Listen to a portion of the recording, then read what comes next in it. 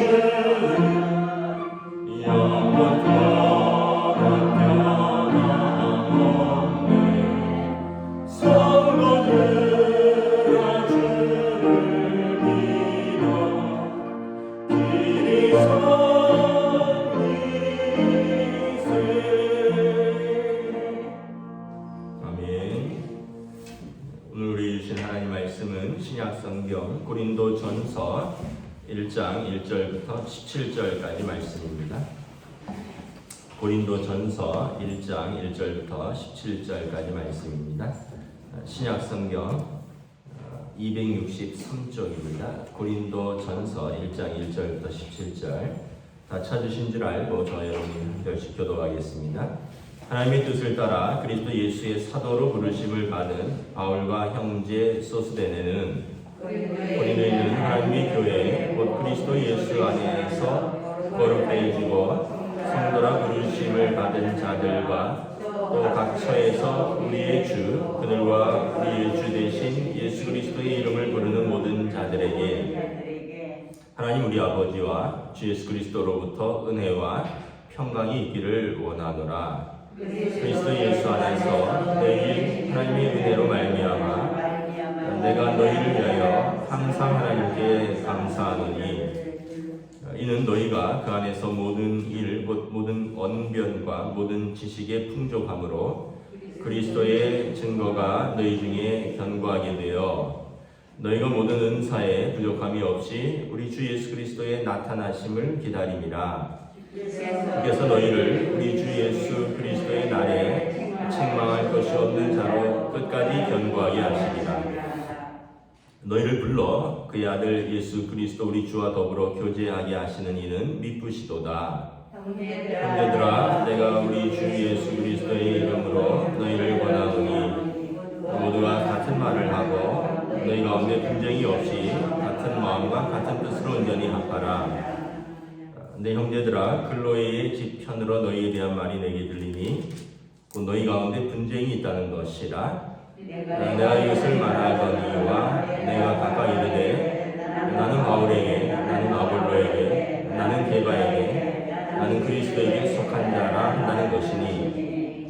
그리스도께서 어찌 나뉘었느냐? 바울이 너희를 위하여 십자가에 못 박혔으며 바울의 이름으로 너희가 세례를 받았느냐? 난 그리스도와 가이오 외에는 너희 중 아무에게도 내가 세례를 베풀지 아니한 것을 감사하노니 이는 아무도 나의 이름으로 세례를 받았다 말하지 못하게 하려 함이라. 내가 또한 스데바나 집 사람에게 세례를 베풀었고 그 외에는 다른 누구에게 세례를 베풀었는지 알지 못하노라. 함께 있습니다. 그리스도께서 나를 보내심은 세례를 베풀게 하려 하심이 아니요 오직 복음을 전하게 하려 하심이로되 말의 지혜로 하지 아니함은 그리스도의 십자가가 헛되지 않게 하려 함이라. 아멘. 할렐루야. 오늘 또 새로운 한 주, 새로운 하루의 시작입니다. 주님께서 동행하시는 은혜와 평강이 가득한 시간들 되시기를 축복합니다. 이제 오늘부터 고린도 전서 말씀을 봅니다. 고린도 지역은 이제 고린도 전서라는 뜻은 어떤 의미냐면 고린도 지역에 세운 교회에 쓴 첫 번째 편지라는 뜻입니다. 그래서 고린도 후서는 고린도 지역에 있는 교회에 쓴 두 번째 편지라는 뜻이죠. 편지라면 수신인이 있고 발신인이 있겠죠. 그래서 누가 썼느냐?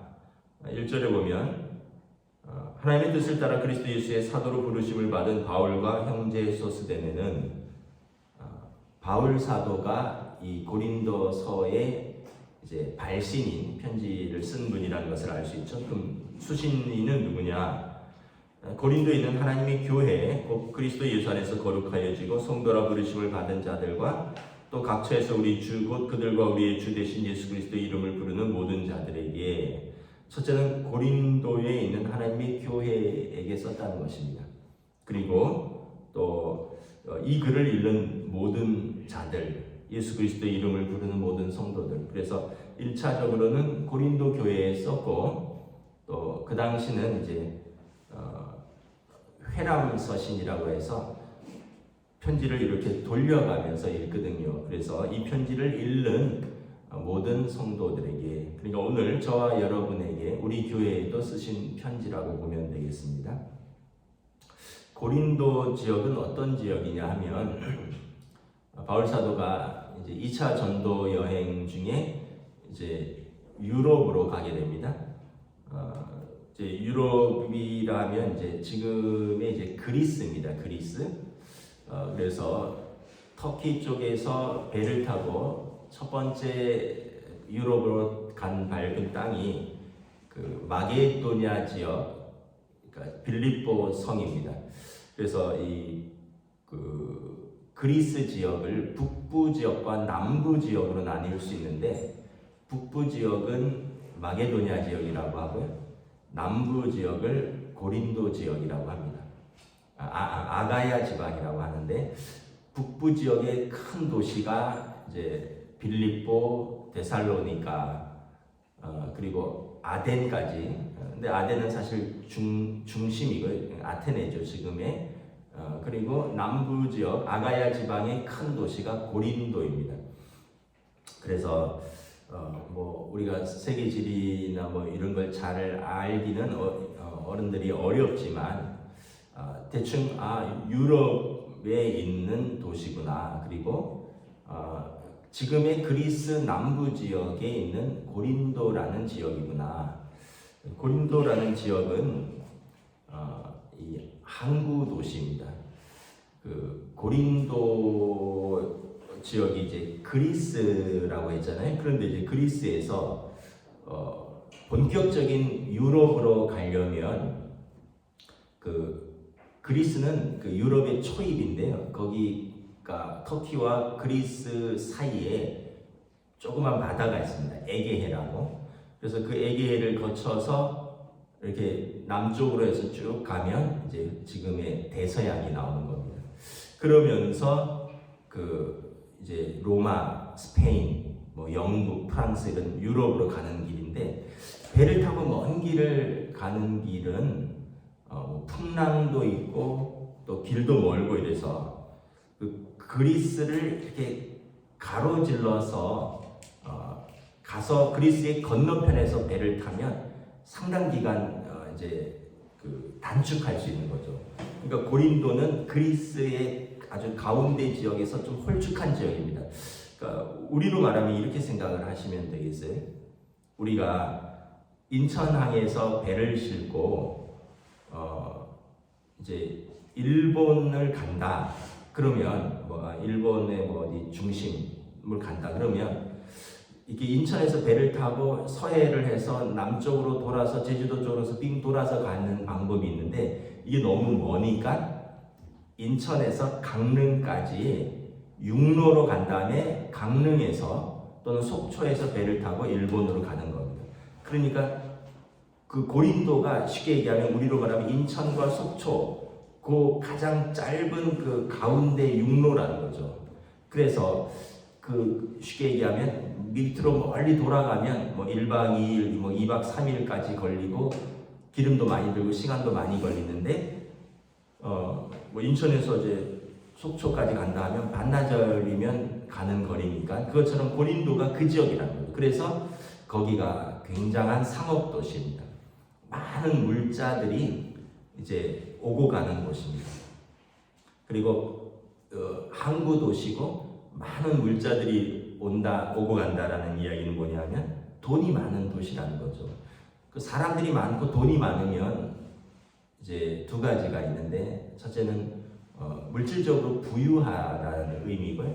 그러면 필연적으로 이제 타락, 도덕적인 타락이 있는 것입니다.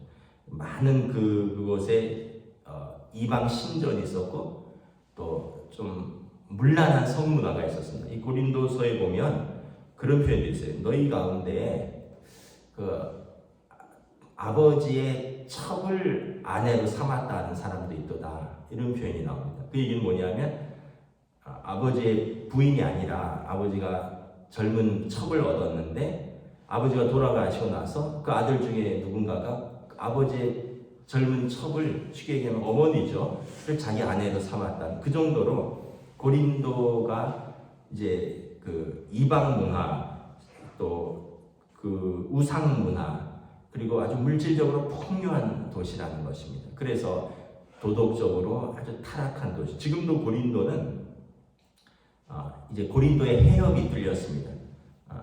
이제 우리로 말하면 아까 인천과 속초인데 거기에 바닷길을 뚫었어요. 그래서 배가 이제 거리로 지나가는. 지금도 고린도는 이 그리스에서 아주 중요한 지역입니다.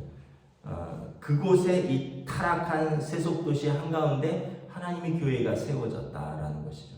그래서 이게 얼마나 은혜인가. 하나님께서는 어떤 사람, 어떤 도시도 포기하지 않는다. 아무리 큰 죄가 있는 곳에도 하나님께서는 그곳에 하나님의 사람들을 구원하시기 원하시고 그곳에 하나님의 사람들, 구원받을 사람들을 위하여 하나님의 교회가 세워진다라는 것을 우리가 볼 수 있는 것이죠. 그러니까 우리가 함부로 판단할 수 없는 거예요. 저 사람 안 돼. 근데 그건 우리가 판단하는 것이 아니에요. 하나님께서 그에게 성령이 임하시고 하나님이 그에 대한 뜻이 있으시고 그가 성령의 감동을 받아서 그리스도 예수의 십자가를 자신의 삶으로 받아들이면 그리고 믿음이 있으면 그는 어떠한 과거도 관계없어 어떠한 삶도 하나님께서 그를 성도 삼으시는 것입니다. 이 고린도 교회를 통해서 우리가 이것을 알 수 있는 것입니다. 자, 우리가 이 고린도서에서 아주 중요한 것이 이제 나오는데 첫째는 부르심이라는 단어입니다. 부르심. 1절에 보면 하나님의 뜻을 따라 그리스도 예수의 사도로 부르심을 받은 형제와 바울과 형제 소수대는 바울 사도가 나를 부르셨다라는 것입니다. 나를 부르신 분이 계시다. 하나님의 뜻이 있었고요. 그래서 그리스도 예수께서 나를 사도로 부르셨다. 이 자신의 정체성이 분명한 것입니다. 또 2절에 보면 고린도에 있는 하나님의 교회 성도들이죠. 그리스도 예수 안에서 거룩하여지고 성도라 부르심을 받은 성도도 부르심을 받은 사람들이다. 사도인 나도 부르심을 받았고 성도인 여러분도 부르심을 받았다. 이 부르심이란 단어가 뭐냐 하면 우리가 흔히 말하는 콜링입니다. 콜링. 소명이라 그러죠. 나를 부르신 분이 계시다. 그래서 이걸 분명히 알면 이게 이제 자기 정체성인데 이걸 분명히 알면 흔들릴 일이 없는 거죠. 이걸 분명히 모르니까 우리가 방황하고 또 포기하고 월권하고 이런 것입니다. 부르심이라는 것은 이제 성도의 부르심은 두 가지 부르심이죠. 제1소명이라고 했잖아요. 제1소명과 제2소명이 있습니다. 제1소명은 뭐냐면 우리 모두는 성도로 부르심을 받았습니다. 성도, 하나님의 자녀, 거룩한 무리라는 뜻인데 하나님의 자녀로 부르심을 받았습니다. 이게 우리의 제1 부르심이고요. 제2 부르심은 각자의 삶의 자리에서 부르심의 자리는 각기 달라요. 뭐 어떤 사람은 아버지로 부르셨고, 어떤 사람은 어머니로 부르셨고, 어떤 사람은 또 직장인으로 부르셨고, 어떤 분은 예술가로 부르셨고, 어떤 분은 뭐 저 같은 사람은 목사로 부르셨고, 또 어떤 사람은 뭐 사업가로 부르셨고, 또 뭐 그 안에서도 각기 역할이 다 다른 거죠. 이 두 가지 부르심을 알아야 되는 거죠. 첫째는 나는 첫 번째 부르심은 뭐냐면 하나님의 자녀다. 내가 하나님의 자녀다. 성도로 부르심을 받았다. 두 번째는 내 삶에서 나는 아버지로, 가정에서는 나는 아버지로, 너는 어머니로, 당신은 남편으로, 당신은 아내로, 그리고 또 사회로 나아가면 자기의 그 달란트라고 그러잖아요. 은사를 따라서 어떤 사람은 사업가로, 어떤 사람은 뭐 예술가로, 어떤 사람은 공무원으로, 어떤 사람은 교직으로, 어떤 사람은 뭐 자영업으로, 어떤 분은 뭐 교수로, 어떤 사람은 뭐 여러 가지 이렇게 부르심, 이 소명을 아는 거예요. 이걸 모르면 우리가 자주 하는 말이죠. 내가 왜 교회를 다니는지 모르겠어. 뭐 이런 내가 왜 권사를 받았는지 모르겠어. 내가 왜 이 결혼을 했는지 모르겠어. 내 삶이 뭔지 모르겠어. 이게 자기 부르심을 모르는 사람들이 하는 고백입니다. 내가 왜 이 자리에 있는지를 모르는 거예요. 그러니까 결혼을 했는데 내가 왜 이 결혼을 했는지를 모르겠는 거예요. 조금만 힘들면 내가 왜 이 사람하고 사는지 모르겠어. 내가 어쩌자고 이 결혼을 했는지 모르겠어. 직장을 갔는데 내가 왜 이 일을 하는지 모르겠어. 이거 내가 평생 이거 해야 돼? 막 이러면서 계속 갈등이 있는 거예요. 그럼 어떻게 해야 될까요? 첫째는 자기 정체성이 없고 자기 부르심이 없는 거고요. 두 번째는 이게 이제 방황하고 있다는 거예요. 자기 정체성을 모르니까 방황하고 있다는 거죠. 그러니까 어떻게 되느냐? 포기하게 됩니다. 내가 왜 이걸 하는지 모르겠어. 포기하게 되는 거예요. 두 번째는 자기 부르심을 모르니까 막 월권하게 돼요. 남의 것을 부러워하고 남의 고난을 침범하게 되고, 뭐 예를 들면 뭐 이런 거죠. 내가 직장인으로 부르심을 받았다. 그럼 회사에서 직장에 충실하면 되는데 여기에서 어떤 별 어떤 감동도 없고 별 어떤 소명감도 못 느끼니까 내가 이제 뭐 다른 것도 하고 뭐 다른 걸 하는 게 뭐 문제가 아니라 자기 부르신 자리에 충실해야 되는데 이걸로는 뭐 내가 재미도 없고 이걸로는 뭐 큰 돈도 안 된다. 그래서는 이제 뭐 예를 들면 경마를 한다거나 뭐 이렇게 그냥 한 가지 예를 드는 겁니다. 뭐 도박을 하면 더 큰 돈을 벌고 다른 데서. 그러니까 어떤 면에서 보면 자기 삶의 자리를 지키지 못하고 뭐 막 이렇게 월권하고 또 포기하고 방황하는 것이죠. 여러분 교회도 마찬가지입니다. 나의 부르심의 자리가 있어요. 목사는 목사로서의 부르심의 자리를 지켜야 되고 또 장로는 장로로서의 부르심의 자리를 지켜야 되고 권사는 권사로서의 부르심의 자리를 지켜야 되고 또 안수집사는 안수집사로서의 부르심의 자리를 지켜야 돼요. 우리가 이제 다음 주에 이제 선거를 하는데 다 부르심의 자리가 있습니다. 어제 우리가 그 항전직 후보의 자격, 뭐 선출 방법 다 총회 헌법에 규정되어 있습니다. 목사의 직무에 대해서 목사는 어떤 일을 하는 사람입니다. 장로의 직무에 대해서 장로는 어떤 일을 하는 사람입니다. 권사의 직무에 대해서 권사는 어떤 일을 하는 사람입니다. 안수집사의 직무에 대해서 안수집사는 어떤 사람입니다. 이게 우리 교단 헌법에 다 있어요. 권사님들이 많으시니까 다시 한번 알려드릴게요. 권사의 직무는 무엇입니까? 권사의 직무는 교회를 위해서 기도하고 또 가난한 사람들을 돌보고 위로하고 구제하는 어머니와 같은 일을 하는 겁니다. 이 권사의 직무, 안수 집사의 직무, 집사는 무엇이냐? 교회 헌금에 관한 일을 이제 봉사하고 개수하고 이런 섬김, 그리고 집사라는 의미가 디컨인데 영어로 디아코니아라는 뜻입니다. 봉사하다, 봉사의 직무입니다. 그래서 교회의 이것저것을 봉사하는, 재직으로서 봉사하는 직무입니다. 장로의 직무는 무엇입니까?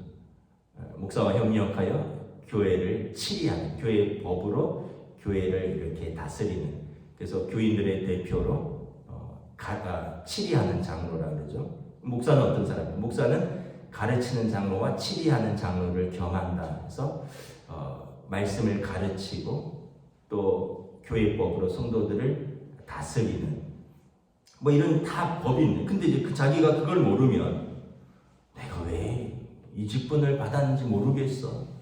남들이 받으니까 사모하는 기도 하는데 이걸 왜 받아야 되는지 모르고, 받았으면 거기에 충실해야 되는데 왜 받았는지 모르니까 뭐 안 한다 그러기도 하고 또는 월권하기도 하고, 이렇게 되면 엉망이 되는 거죠. 그러니까 뭐 가정도 그렇고 일터도 그렇고 자기 삶의 자리도 그렇고 그 부르심을 분명하게 알아야 되는 거예요.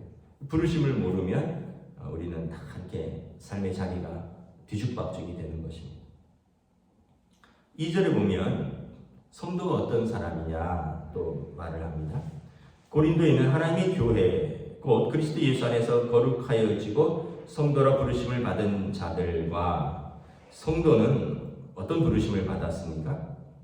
첫째는 1절부터 2절에 보면 하나님의 뜻이 있었습니다. 하나님의 뜻.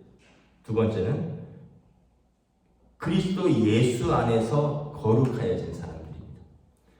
그러니까 성도는 우리 한 사람 한 사람은 하나님의 뜻이 있었고요. 그리스도 예수 안에서 우리가 거룩해졌습니다. 우리가 죄인인데 어떻게 거룩해졌습니까? 예수님의 십자가의 보혈로 우리 죄를 씻기셨어요. 그래서 예수님의 십자가 사건이 있었다는 거죠. 그리고 우리를 주 예수 그리스도의 이름을 부르는 모든 자들, 우리로 하여금 성령님께서 우리 영과 더불어 우리가 하나님의 자녀인 것을 증거하신다 했거든요. 그러니까 우리가 예수를 그리스도, 나의 구원자라고 이름을 부를 수 있도록 성령님의 역사하심이 있었다는 거예요. 그러니까 성도가 되는 것은 그냥 뭐 교회 한 6개월 다녔으니까 등록했으니까 성도가 아니라 그 전에 우리를 향하신 하나님의 뜻이 있었다는 거예요. 그리고 우리를 향한 하나님의 뜻, 그리고 우리를 그리스도 예수 안에서 거룩하게 하신 예수 그리스도의 십자가 사건이 있었고, 그리고 그런 우리를 성령님께서 우리가 믿음으로 고백할 때 예수를 나의 주로 고백하는 그런 성령님의 역사하심이 있었다는 것입니다.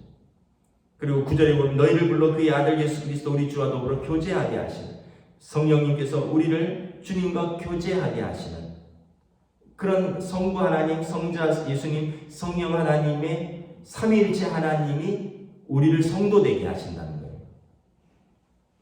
그러니까 여러분, 우리가 자기 부르심을 모르면 참 안타까운 거죠. 내가 누군지를 모르는 거죠. 뭐 우리가 우스갯소리로 홍길동이 왜 집을 나갑니까?